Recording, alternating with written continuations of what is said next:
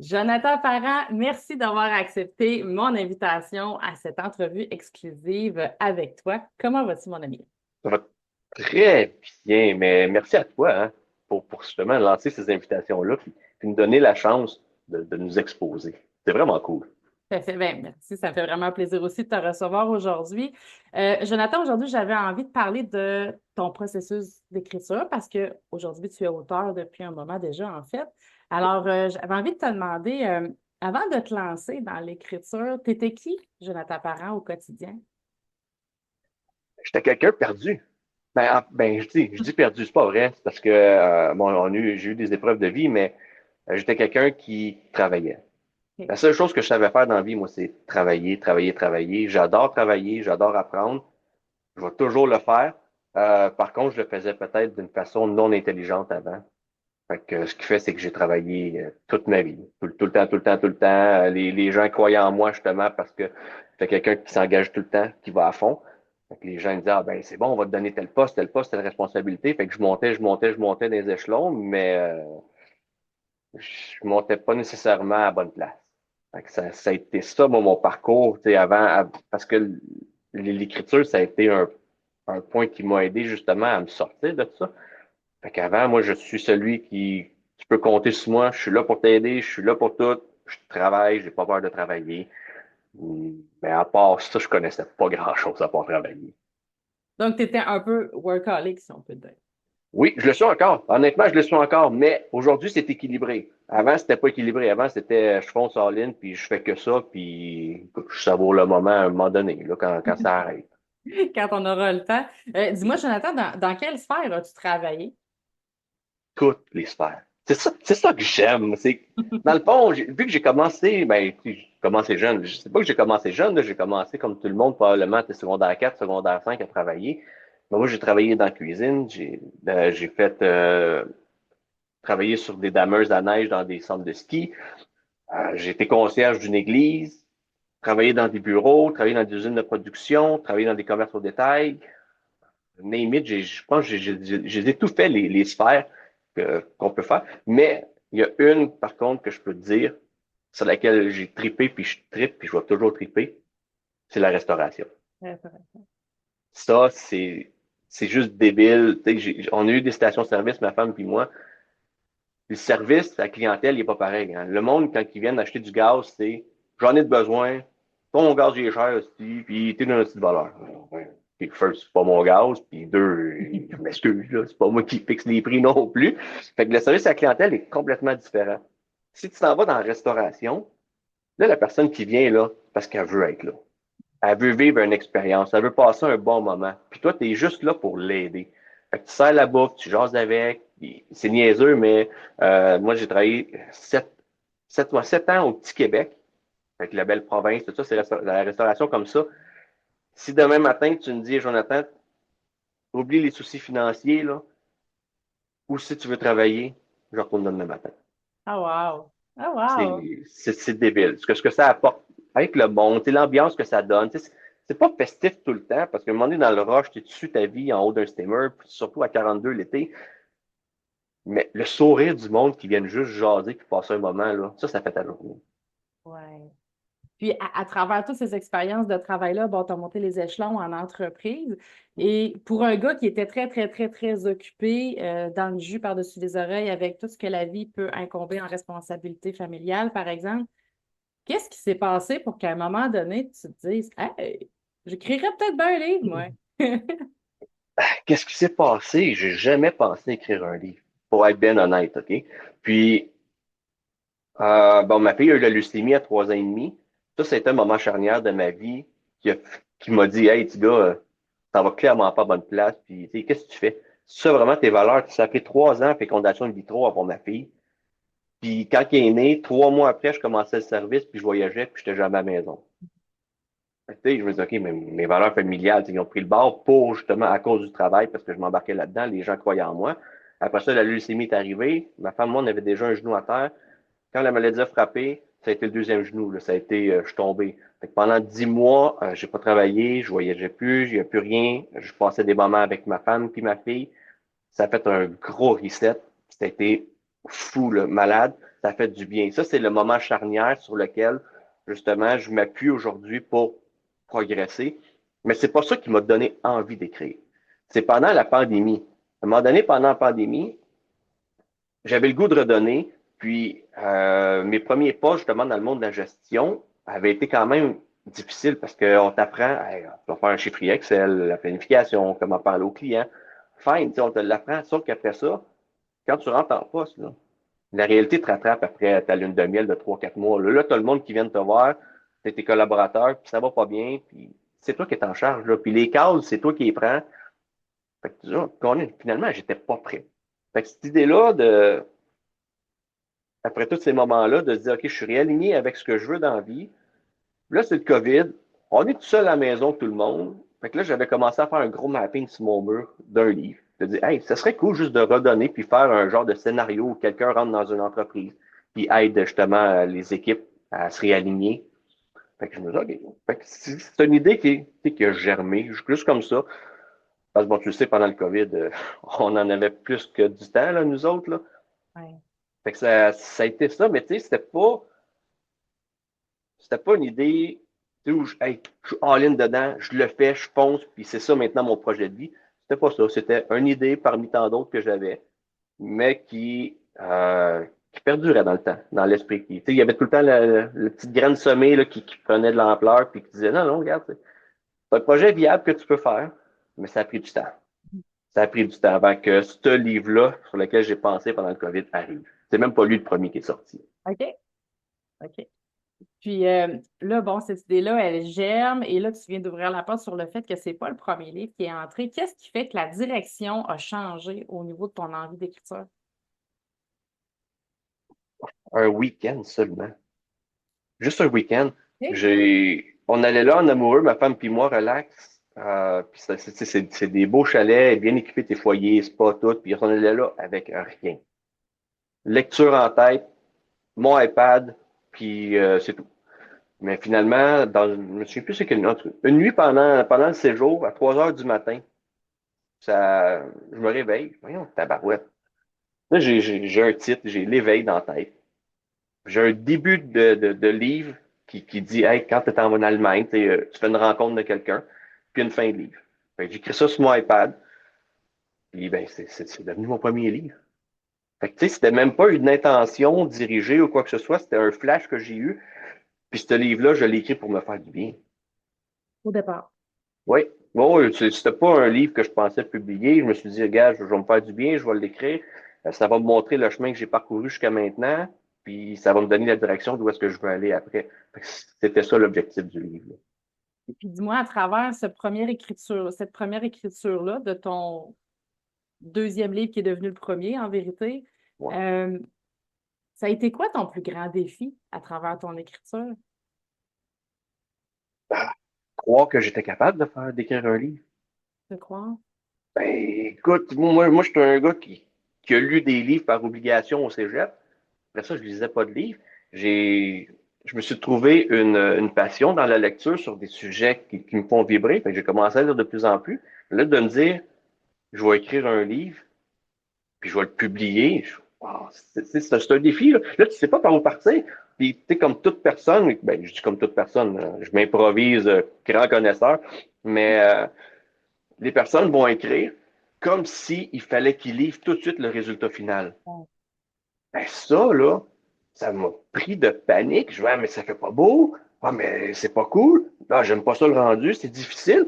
Fait que là, ce qu'il faisait, c'est que je repoussais un peu ça. Je repoussais parce que c'est dur d'écrire un livre comme dans ces conditions comme ça où tu te mets dans la position où, ouais, mais la personne va lire ça. Ben oui, mais c'est La recherche de la perfection à travers l'écrit, là, avant même que ce soit terminé. Ben oui, puis là, c'est dur de garder le fil conducteur quand tu essaies de corriger tes fautes, de trouver la bonne formulation, tu perds toute créativité. Ça a été ça, mon plus gros défi. J'ai dit, ben non, oublie ça, je n'écrirai pas de livre, c'est bien trop dur. Hmm. Puis dis-moi, est-ce que avec ce défi-là, est-ce qu'à un moment donné, l'idée d'abandonner ce projet-là t'est venue à l'esprit? Pas abandonné, mais je procrastinais. OK. Fait que, tu sais, oui, genre, je vais le faire. Fait que des fois, je m'installais. Des fois, je m'installais pas. Fait que, tu sais, j'étais pas rigoureux dans le projet. J'avais pas de stabilité. Je me suis dit, bon, quand ça va arriver, ça va arriver. Puis c'est ce qui est plate parce que c'est quelque chose quand même qui me tenait à cœur de pouvoir m'aider à passer au travers de certaines épreuves, comme mettre ça de côté grâce à cette écriture-là. Puis ben, je le faisais pas parce que je me disais, bon, c'est trop dur, c'est pas parfait, j'aime pas ça, de la façon que ça donne comme rendu, fait que je le mettais de côté. Fait que je trouvais ça plate, là. Oui, je comprends. Puis, dis-moi, pour écrire le premier jet satisfaisant de ce premier livre-là, en tout et partout, ça t'a pris combien de temps? Ben, j'ai été accompagné parce que au début, justement, vu que c'était difficile, je savais pas trop par où partir. Tu sais, moi, je suis chanceux dans la vie, hein. Moi, j'ai un grand frère qui s'appelle Jérémy Parent, puis qui fait de l'accompagnement littéraire. Fait que, tu sais, j'étais un peu bien casé pour ça. Mm. Fait que moi j'en parlais à mon frère, puis je disais, ah, tu sais, c'est vrai, parce que lui, il avait sorti son livre, Sortir de l'ombre et briller, je l'avais lu, puis ce que j'avais adoré de ça, c'était, lui puis moi, on a quasiment la même vie jusqu'à un certain niveau d'âge, parce qu'on était tout le temps en famille. Sauf que quand j'ai lu son livre, j'ai redécouvert ma vie au travers de ses yeux, parce que lui, c'était le grand frère protecteur. Je fais, voyons donc, j'avais pas vu ça. Non, ça, c'était pas ça. Il dit, c'est sûr que tu l'as pas vu parce que ça s'est pas rendu à toi. Ça Mm. s'est arrêté à moi, ça t'a pas affecté toi. Ah, fait que, tu sais, là, tu commences à comprendre un peu, tu sais, ce que ça peut apporter, les livres, puis ainsi de suite. Fait que j'ai dit, ben oui, OK, regarde, j'en ai un projet, puis je vais aller de l'avant. Fait qu'il m'avait dit, ben parfait. Il dit, sais-tu quoi? En plus, il dit, j'avais commencé à écrire, puis il m'avait donné un aperçu des deux premiers paragraphes, deux premiers chapitres corrigés. Parce que moi, c'était des courts chapitres. Mhm. Puis là, quand j'avais lu ça un samedi soir chez nous, ben, ouais, ça peut vraiment ressembler à ça, mon livre.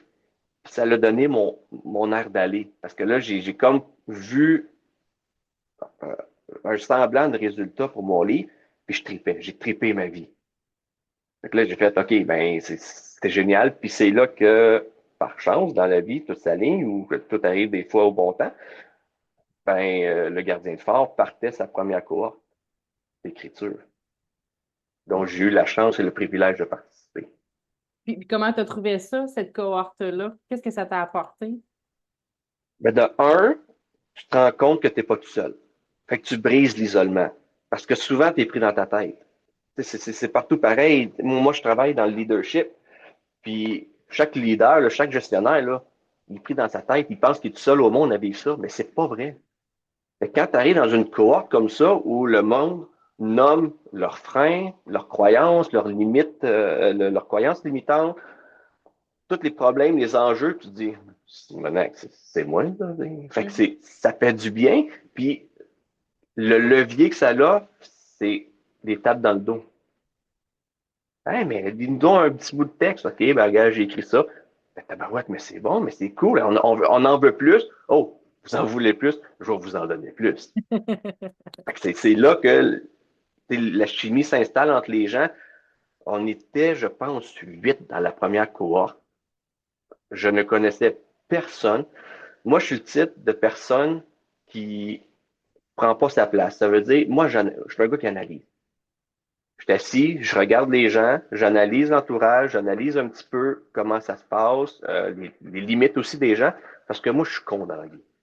Moi, je suis celui qui dit les pires conneries, je suis celui qui n'a pas de filtre, mais tout le temps en respectant les limites de chacun. Là, j'analysais, puis c'est long quand j'analyse parce que je veux pas dépasser les bornes. Puis tout le long de la formation, j'ai quasi pas parlé. C'est par après où on a eu la chance de se faire des appels mensuels au début. Là, je me laissais aller parce qu'on n'était plus dans le cadre formel de la formation. On était entre nous autres. Fait que c'est là que je me suis laissé aller. Mais dans la formation, honnêtement, même si j'ai peut-être pas été 100% naturel à la caméra, tout ce que j'ai vécu, tous les partages des gens, c'est ce qui m'a permis d'écrire mon livre. Puis du moment que j'ai commencé, non, j'avais commencé à écrire un petit peu avant la formation, comme je disais. On a suivi la formation, puis je remettais mon manuscrit un mois après la fin de la formation. Et puis la publication s'est faite. Donc ça, c'était au mois de mai. Et puis la publication s'est faite au mois de novembre. On parle d'à peu près un 10 mois là, où j'ai commencé à écrire et où j'ai publié. Et ce qui est qualifié comme étant quand même rapide. Ben, Quand surtout même pour quelqu'un qui n'a jamais écrit. Voilà. Ouais. C'est fou, là. Oui. Mais ça, c'est grâce à ça. C'est une personne qui, qui te donne un peu un aperçu de ce que tu es capable de livrer à la fin, de ce que le rendu va avoir de l'air. Première motivation. Deuxième motivation, toutes les petites tapes dans le dos à toutes les semaines que le monde te donne. Puis là, tu deviens un peu, t'as comme des accountable partners où j'écrivais 1 heure à tous les matins. Quand j'arrivais la semaine d'après dans la formation, ben, j'avais peut-être bien un 10 000 mots de plus d'écrit, là, tu sais, ou un 5 000 mots de plus d'écrit. Ça progresse très vite dans ce temps-là. Puis la force du groupe permet aussi la motivation. Énorme, énorme. Parce que, comme je te dis, moi, au début, parce qu'on ne se le cachera pas, hein, le grand slogan, c'est l'art élégant de vomir les mots. Fait que moi, ça a été la première chose que mon frère m'a dit. Il a dit, OK, mais tu veux écrire sur quoi? Il dit, qu'est-ce que t'aimes? Qu'est-ce que tu veux faire? Ben, moi, il y a la musique, il y a le hockey, la persévérance, le leadership. Il dit, parfait. Il dit, maintenant, tu as tes grands thèmes. Écris sur des thèmes. Fait que je m'installais sur le divan le soir, je mettais du Bon Jovi dans les oreilles, puis j'écrivais. Mettons, à soir, c'est la musique. Qu'est-ce que la musique m'apporte? C'est quoi mes plus grands souvenirs avec la musique? J'écrivais juste sur la musique. Un, deux soirs, jusqu'à temps que je sois content, que tout soit sorti de ma tête. Après ça, OK, le hockey, que ça m'a apporté le hockey, la leadership, c'est ma vision. Puis, fait que, il n'y avait aucune structure, il n'y avait rien, là. J'écrivais juste des textes séparés, mais toute ma tête était libre. Oui. Créer de l'espace, en effet. Énormément. Puis c'est après ça que justement, là, tu vas commencer à dire, OK, ben c'est quoi le fil conducteur du livre? C'est quoi le message que je veux véhiculer du début à la fin? Puis par quoi on va passer? Ben là, c'est facile rendu là. Ah, ben je vais aller chercher ça là, je vais aller chercher ça là, je vais aller chercher ça là. Mon livre, dans le fond, je l'écrivais le soir en toute légèreté en écoutant du Bon Jovi. Parce qu'après ça, j'allais chercher des parcelles de ces textes-là, puis c'était pas parfait. Puis après ça, on l'a retravaillé. OK, ben là, on va peut-être mettre ce passage-là avant celui-là. Pour la chronologie, c'est meilleur. Puis après ça, on corrige. Fait que les phrases, comment elles sont formulées, est-ce qu'on écrit dans le même temps, présent, parfait tout le temps, puis les erreurs, tout prend forme. Un coup que tu t'es libéré la tête, là, tout prend forme d'un coup. Puis c'est ça qui est agréable. Fait que moi, tous les matins, je prenais mon livre quand j'étais en mode vraiment là, écriture de livre. Là, je dis, OK, là, je suis rendu là dans ma structure de livre. Je voulais parler de quoi? Ah oui, je voulais parler de musique. Je relisais un petit peu les dernières phrases du passage que j'avais écrit pour me donner la direction d'où est-ce que je voulais aller. Ah, ben, je vais aller prendre ce passage-là. Lui, il me parle fort un matin, c'est lui que je mets dedans. Puis ça l'a créé naturellement le livre. Puis à travers tout ce flow-là, bon, tu as fait ton premier jet, tu l'as peaufiné, évidemment un peu avec Jérémy, là, j'imagine, là, en parallèle, et ça a été remis à Charles. Quand tu as récupéré ton premier livre et que Charles était passé dedans, Charles étant notre correcteur, euh, je veux savoir évidemment qu'est-ce qui est monté, mais qu'est-ce que tu as apprécié de la correction de Charles? J'ai même pas vu la différence. J'ai pas vu la différence que Charles avait passé derrière moi. À part les fautes d'orthographe, là, c'est sûr, là, mais quand je relisais le texte, je me disais, voyons, mais c'est où qu'il a corrigé? Mhm. C'est quoi qui a apporté? Parce que le livre, je le trouvais écœurant, je tripais dessus, mais je dis, mais ça ressemble à ce que j'ai écrit, je dis, OK. Puis je sais que de la façon qu'on corrige, on peut soit demander que les corrections soient apportées directement dans le manuscrit, puis anciennement, on pouvait demander si on pouvait avoir les corrections à côté. Mhm. Mais ce qui générait plus d'ouvrages. Puis honnêtement, je l'ai lu, je dis, OK, ben, fuck, il était écœurant le livre, mais je peux même pas dire où est-ce que Charles l'a passé. Wow. Il a tout respecté, la façon, mon style d'écriture. Puis moi, c'est des dialogues entre personnages. Fait que, c'est un flow quand même assez rapide. Puis je te le dis, j'ai même pas vu où est-ce que Charles a travaillé sur mon livre. Donc, il y a eu vraiment un respect du travail de la plume de l'auteur à ce niveau-là. Assurément, à 100%. À 100%. Je voyais qu'il y avait des virgules, il y avait peut-être une petite tournure de phrase différente, mais quand tu le lis dans le flow, tu vois aucun changement. C'est ce qui est plus le fun encore, parce que là, tu te dis, OK, mais ça veut dire que j'ai fucking bien écrit au début. Ben oui et non, parce que Charles a passé par-dessus pareil ce que Oui, tu as fait, sans le voir. ouais. Fait que t'es pas obligé d'être un auteur de best-seller ou de te voir comme un écrivain de feu. Il y a une équipe en arrière qui m'a permis d'avoir un livre à mon image, avec tout le respect de mon style d'écriture, de ma plume que j'ai réussi à découvrir au fil du temps. Parce que mon deuxième livre, c'est la même chose. Il y a beaucoup de dialogues de personnages. Fait que moi, c'est vraiment ma façon d'écrire. Puis, qui dit écriture de livre dit nécessairement lancement. Alors, j'aimerais que tu me parles. Et là, je suis vraiment désolée d'aborder Mhm. cet acte-là. Ouais. J'aimerais ça que tu me parles de ton premier lancement versus si tu en as fait un deuxième avec ton deuxième livre. Là, tu sais où je t'amène là-dedans. Donc, parle-moi un petit peu Oui. de ça. Écoute, le lancement de mon premier livre, il y avait beaucoup d'euphorie autour. Là, tu sais, c'était mon premier livre. Je suis pas un gars qui a un gros réseau de contacts. Moi, je suis un gars qui sort de l'industrie de l'énergie. Fait que je suis connu dans l'industrie de l'énergie, mais tu sais, au grand public, là, monsieur, madame, tout le monde, là, il n'y a personne qui me connaît.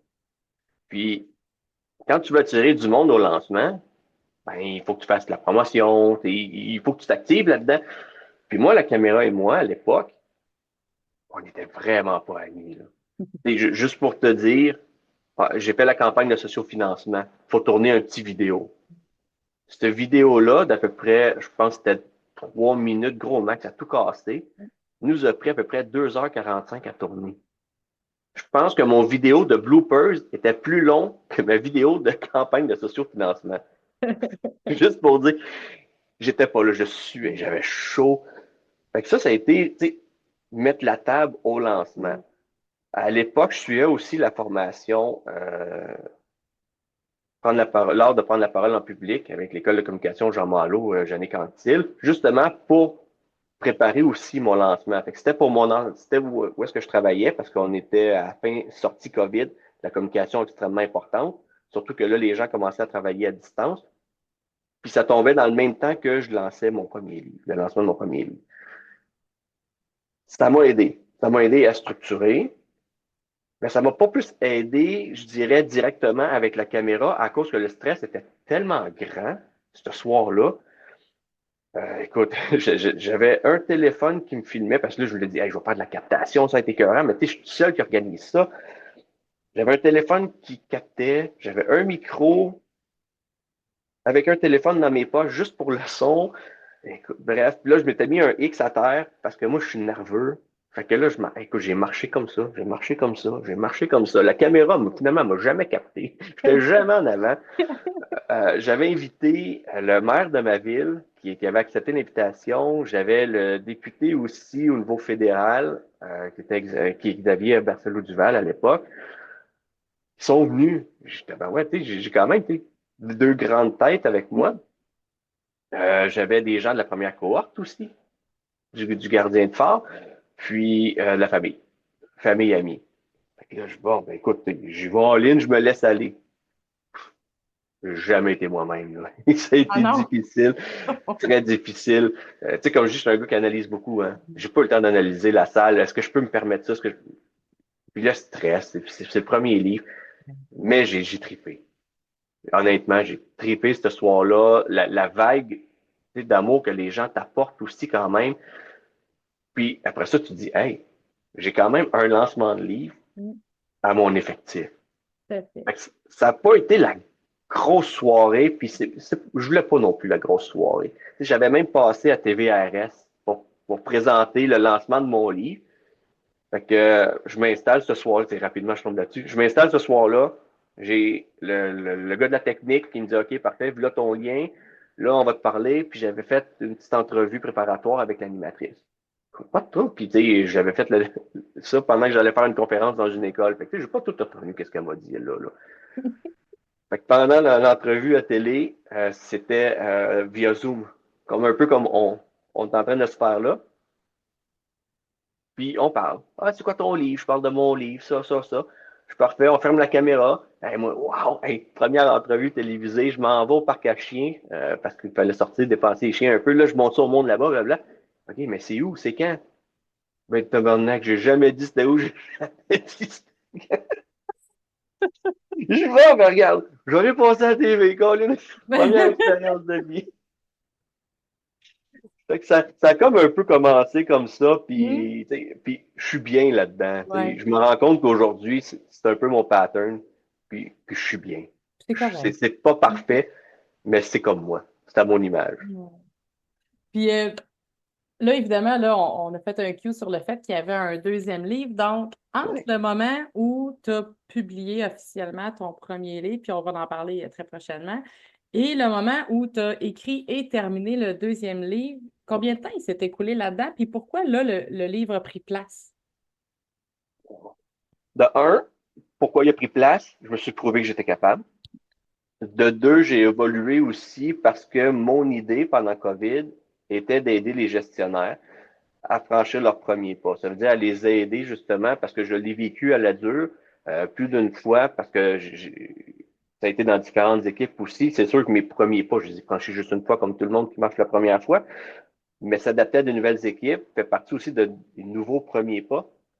Fait que j'avais cette intention-là de pouvoir les aider justement. Puis c'est pas par le cadre de dire, hey, c'est ça qu'il faut que tu fasses. C'est plus par présenter le maximum de concepts Mhm. que j'ai acquis au fil de mes expériences, au fil de mes formations que j'ai suivies, pour les rendre adaptables pour eux. Fait que, tu sais, ça, cette intention-là de COVID cette année en COVID, ça a toujours fait partie de ma vie. Puis, quand j'ai décidé de partir mon entreprise, j'ai dit, ben là, j'y vais all-in. Je vous laisse ce guide-là qui sert de formation en même temps. Le guide m'a pris 2 ans et demi à écrire. Puis j'ai pas commencé tout de suite après la sortie du premier. Fait que, il y a eu 4 ans, je pense, entre les deux lances. 3 ans. 3 ans. 3 ans, 3 ans et demi. Je me souviens même plus quand est-ce que mon premier est paru. Je pense que c'était en 2021. Je regarderai ça tantôt. Mais bref, tu sais, il y a eu un 3 ans. Fait que, tu sais, il y a eu un 6, 7 mois où j'étais tranquille, mais que vu que je me suis prouvé que j'étais capable d'écrire, l'idée était de plus en plus forte d'y aller avec un deuxième. Fait que j'ai commencé à me libérer la tête. Qu'est-ce que je veux dire? Comment je veux leur présenter ça? J'ai eu un premier draft, j'ai eu une première idée. Finalement, le final est un peu en lien avec la première idée, mais plus structuré en étapes. Ça a pris quand même 2 ans et demi, celui-là, à écrire. Pas parce que je cherchais la perfection, mais parce que je voulais m'assurer que ce soit un guide complet pour aider. Tu sais, le premier, c'est un récit initiatique. C'est un récit de ma vie. Je veux dire, je peux pas me tromper, je la connais, ma vie. Puis En je effet. l'écrivais pas pour. Pardon? Je dis en effet. Mais c'est ça. C'est Puis ça. je l'écrivais pas pour personne, je l'écrivais pour Mhm. moi. Fait que tu sais, l'intention était claire, c'était facile. Bon, j'écris sur moi, puis je me fais plaisir. La deuxième, quand tu dis ça peut impacter les gens, mais tu veux t'assurer justement que le message soit clair, soit bien structuré, puis que ce soit le reflet vraiment du message que je veux véhiculer. Fait que j'en ai mis du temps. Puis tu sais, ce livre-là, je sais qu'on va en parler peut-être probablement plus tantôt, mais tu sais, il est en 3 parties distinctes. Fait que ces 3 parties-là, il faut que tu les montes, il faut que tu les structures. Tu Tout à sais. Fait fait. que, Tout à c'est fait. pas fait qu'un bon En fait, 2 ans et demi, le deuxième. 2 ans et demi quand même, Ouais. quand même. Puis je te dirais, ben, je t'ai rendu là justement parce que là, tu m'as parlé de tes deux livres, puis j'aimerais vraiment que tu prennes le temps de nous les montrer à la caméra, de nous parler de son contenu officiel. À qui ça s'adresse, ces livres-là? Donc, présente-les dans l'ordre, en fait, que tu les as écrits. Ben oui. Le premier, l'éveil, trouver le courage de faire sa différence. Ben c'est lui qui est né d'une idée au chalet. D'écrire sur moi. Fait qu'à l'intérieur, j'y aborde mon diabète, la fécondation in vitro, la leucémie de ma fille, les épreuves dans mes premiers pas de gestionnaire, Mm. mes rencontres au fil du temps que j'ai fait en voyageant. C'est, dans le fond, c'est un peu vu que la leucémie est le moment charnière de ma vie, je voulais vraiment démontrer l'impact de mon changement, comment j'étais avant Mm. et comment je suis après. C'est pour ça que il y a beaucoup de bons dans le temps dans ce livre-là, parce que ça commence si je suis en voyage d'affaires en Allemagne, et puis je rencontre le petit Joe dans le train, puis on discute. Puis je me rends compte que, ben écoute, j'en ai fait du chemin, là. Puis si on veut aller plus loin, ben tu sais, faut juste croire en soi. Puis à la fin, ben je rencontre une deuxième fois petit Joe dans le train en Allemagne parce que je faisais un autre voyage. Et puis, ben, je nous souhaite que du bonheur dans ce cas-là parce qu'on a la chance de se reparler un petit peu. J'essaie de mettre un peu d'humour, j'essaie de parler de toutes mes passions, comme je disais, le hockey, la musique, le leadership, l'humain. Je parle de tout ça à travers mes expériences et les formations que j'ai suivies aussi, parce que dans les formations, on veut pas, on rencontre des gens, on a accès à des nouveaux concepts qui peuvent changer notre vie aussi. Donc ça, je les cite. Et puis je cite aussi lorsque j'ai eu la chance de créer ma première équipe à mon image dans une entreprise, comment ça s'est passé, parce que j'ai complètement misé sur l'humain. Je me foutais des chiffres, je me foutais des résultats, j'ai que misé sur les collaborateurs, puis on a tout défoncé. Ouais. Tout défoncé les KPI au complet, parce qu'on a pris la bonne angle. Voilà. Ça, c'est vraiment l'éveil, c'est le premier, mais dans le fond, c'est euh, je l'appelle ma carte de visite, ma carte d'affaires, plutôt que de donner une petite carte carrée ou rectangulaire où les gens vont sur le site Internet ou t'appellent, ben, je dis, avant de travailler avec moi, si tu veux savoir s'il y a un fit, lis mon livre. C'est toute ma vie qui est dedans. Ouais, c'est une bonne... Il y a une stratégie d'affaires aussi derrière ça, là. Oui, ben, puis aujourd'hui, il est en vente et ainsi de suite, mais souvent, quand je vais connecter avec les gens, naturellement, je vais lui offrir mon livre. Si je sens justement qu'on s'en va, qu'on a les deux une connexion, qu'on a un fit, je vais lui offrir le livre, je vais dire, regarde, lis ça, puis si tu veux aller plus loin, appelle-moi. Très belle stratégie. Parle-moi de ton C'est le, deuxième livre maintenant. le deuxième, mon bébé, lui, je l'aime, je l'aime d'amour, lui. Honnêtement, tu sais, on a dit 2 ans et demi d'efforts. Moi, ce que je veux en premier dans la vie, c'est aider les gens. Si je peux faire une différence dans la vie du monde, je vais être heureux. C'est pour ça que je promouvois pas tant lui dans un sens, parce que je me dis, c'est ma vie. Je sais que j'ai beaucoup de vécu pour mon jeune âge encore, mais tu sais, je suis pas à l'aise à me vendre. Donc, je suis pas plus à l'aise à dire, hey, achète mon livre, c'est Ouais. moi. Ben, c'est ça. Lui, par contre, je sais qu'il va faire une grande différence. C'est un guide complet. C'est une formation en soi. Parce que, comme je disais, c'est en 3 parties.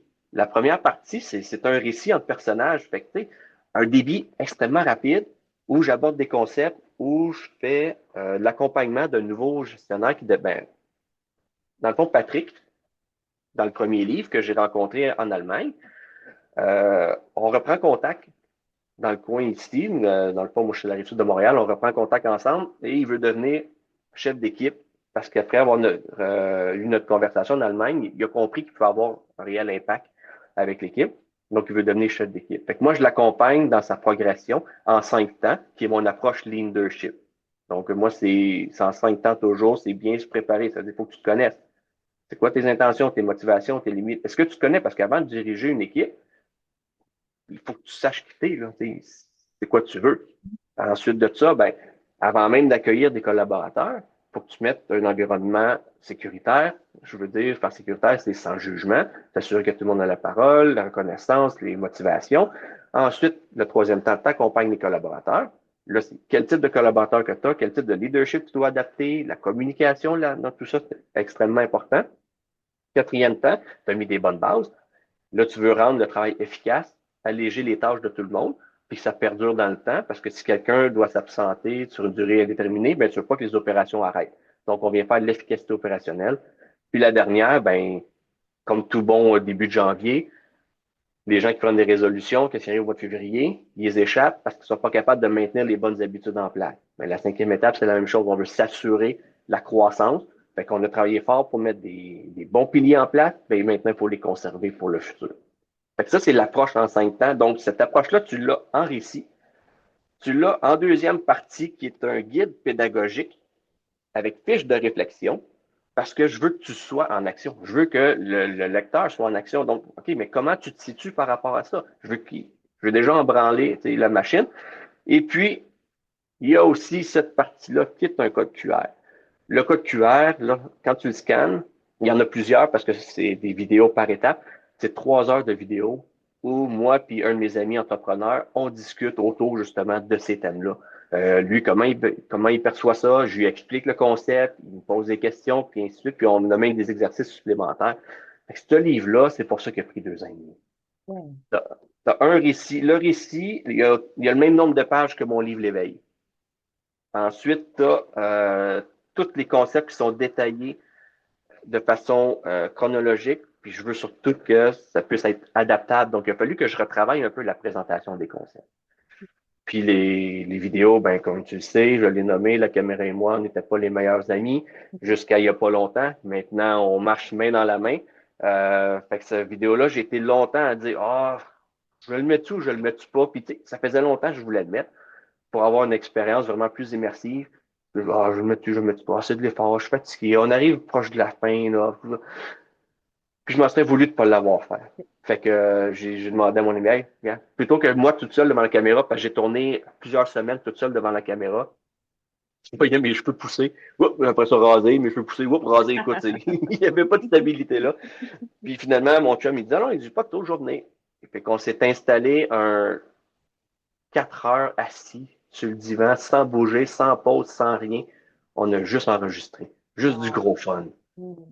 Puis c'est ce qui arrive, fait que c'est le livre Leadership. C'est vraiment pour inspirer et guider les leaders de demain. Là. Puis, comment tu te sens après avoir écrit 2 livres? C'est peut-être poche que je vais dire, mais moi, je suis quelqu'un que quand c'est fini, c'est fini. OK, fait que tu ne surfes pas sur la vague du succès slash réussite slash accomplissement. Ben, c'est peut-être parce que j'ai pas encore assez fait de promotion. OK. Parce que ben, tu sais, ma situation actuelle fait que j'ai un contrat temps plein avec une entreprise. J'ai mon entreprise, je tourne des podcasts, je siège sur un conseil d'administration où je suis président pour l'association des gens d'affaires de ma ville. Je suis le conseil d'établissement de l'école de ma fille, mais je suis sur le comité de parents, puis je suis sur le comité exécutif du comité de parents. Ce qui fait qu'à un moment donné, je manque de temps. Ouais. Fait que, vu que je veux faire décoller mon entreprise, ma priorité, tous mes efforts ou mon temps libre, dans le fond, de 6 heures à 10h30 le soir, passe à justement essayer de me faire connaître sur les réseaux sociaux, et ainsi de suite. Fait que ces livres-là sont chez moi. Mon deuxième, ben, en fait, ils me suivent partout, mais mon deuxième, c'est sûr que quand les gens me posent la question, c'est celui que je cite en premier puis que je parle. Mais c'est pour ça, je pense que je ne vague pas encore. Je ne suis pas encore sur cette vague-là, mais je suis sûr et certain que quand je vais me libérer l'esprit de partir l'entreprise puis que la machine fonctionne, ça va revenir, puis c'est là que je vais profiter du moment. Là. Ouais. Puis évidemment, on te souhaite ça le plus tôt possible. Dis-moi, Jonathan, quel a été, ou plutôt, qu'est-ce que tu as le plus aimé dans tout ton processus d'écriture, incluant premier, deuxième livre, lancement, dans tout ça, là, qu'est-ce qui t'a plu le plus? Il y a plein d'aspects.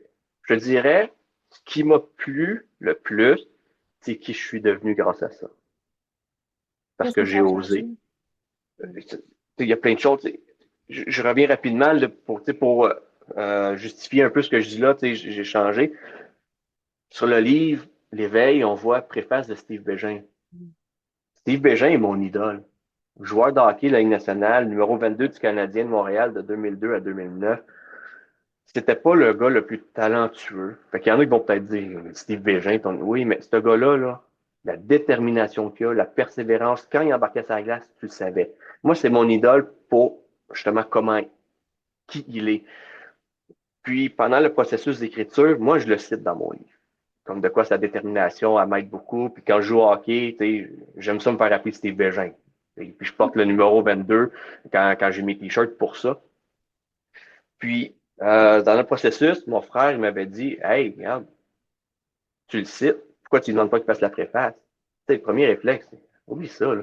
C'est que de la campagne qui a plus de vaches là, que d'habitants à l'époque. Là. Je suis qui, moi, pour que Steve Bégin, mon idole, me rencontre? Puis, c'était moi comme ça l'idée. Puis, on approchait de l'intégration finale. Puis, il me dit, puis, comment ça se passe avec Steve? Mais non, mais t'es malade, j'oublie ça. J'ai pas été plus loin avec Steve, là. Mais tu sais, juste qu'il me l'ait rechallengé là-dessus. Mais pourquoi pas? Fuck off, au pire, il va dire non. Puis mon livre, il va partir comme ça. Fait que j'ai écrit une lettre à Steve. Là, j'ai trouvé où est-ce qu'il était rendu dans le monde. Je ne savais pas trop. Finalement, j'ai trouvé l'entreprise avec laquelle il était. J'ai appelé là-bas, j'ai parlé avec l'adjoint. Je dis, hey, je voudrais juste faire parvenir un courriel, j'ai un projet, tout ça. Elle dit, ben, envoie-le-moi, puis je vais lui transmettre. Bon, parfait. Première porte d'entrée. Fait que Mhm. j'envoie le courriel. Il est peut-être 10 heures le matin. Fait que là, je me dis, bon, je vais juste faire un suivi à 1 heure pour être sûr qu'elle l'a bien reçu. Fait qu'à 1 heure, je la rappelle. Ah, oh, il est déjà parti à Steve, il l'a déjà. Puis là, moi, je me dis, fuck, dans l'univers, mon idole a mon courriel. C'est juste ça, là, moi, c'était Ah wow. oui. Finalement, c'était la même journée, j'arrive à la maison, il est 4h15 peut-être de l'après-midi.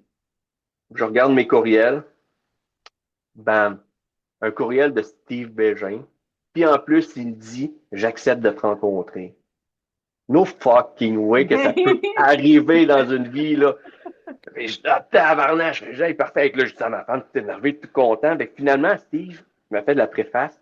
Il m'a aidé dans ma campagne de sociofinancement en publiant sur ses réseaux sociaux. Là, j'avais des Patrice Brisebois, des Simon Gagné, d'autres joueurs de Ligue nationale qui likaient ça sur Instagram. Je dis, tabarnache, comment? Puis il m'a fait une vidéo que j'ai pu projeter à mon lancement. Wow. Et tout ça m'appartient aujourd'hui parce que j'ai osé demander, j'ai osé le faire.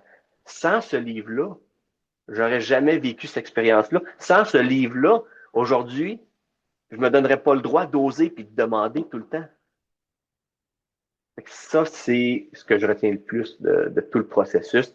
C'est qu'aujourd'hui, qui je suis rendu, c'est une vie transformée où j'ose, je sors de chez nous, j'attaque de front parce que je sais que je suis capable. Puis mes 2 livres le prouvent que je suis encore capable de beaucoup de belles choses dans ma vie. Là. Et donc, évidemment, on va te souhaiter beaucoup d'autres projets. Tu as parlé de podcasts, on peut l'effleurer très rapidement. En fait, c'est comme la succession ou disons la suite de tes écrits, ton podcast. Oui, ben le podcast, moi, comme je dis, ce que j'aime, c'est avoir un impact dans la vie des gens. Puis, je veux briser l'isolement. Et je le sais que mon récit, pour certains, vont dire c'est écœurant, tu as vécu bien des affaires dans ta vie, puis tu es passé au travail, puis tu souris encore aujourd'hui, puis tu es heureux. Oui, je le fais.